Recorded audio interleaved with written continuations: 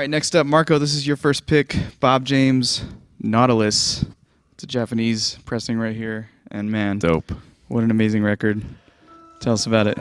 It's Bob James for a producer is very overwhelming because when you're looking for samples, I mean, depending on the sound you're looking for, you have a certain vision. And I just feel like when you listen to Bob James's catalog, it covers all the spectrums of sounds you want. And I mean, he's been sampled.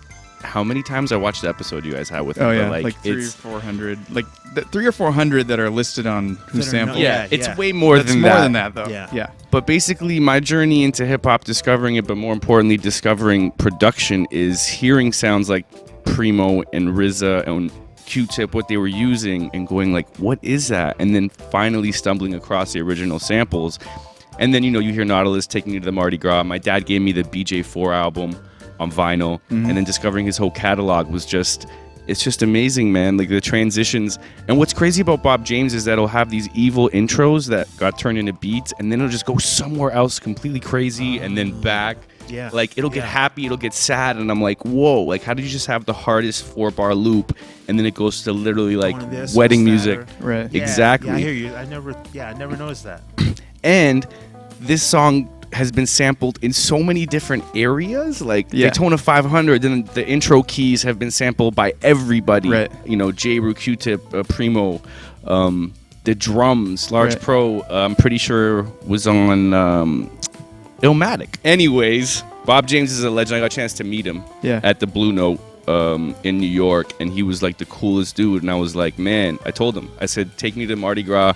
Nautilus changed my life. And he looked at me and he's like, shit, they changed my life, while holding a glass of wine. He kind of reminded me of my dad, but this is just this is like a staple.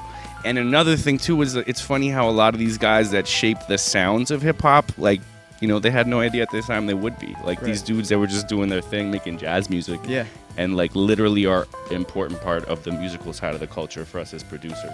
One of the interesting things he told us in that episode when we had him on the show is that like Nautilus was like an afterthought, and that's why it's the last song on side B on the record. You know what I mean?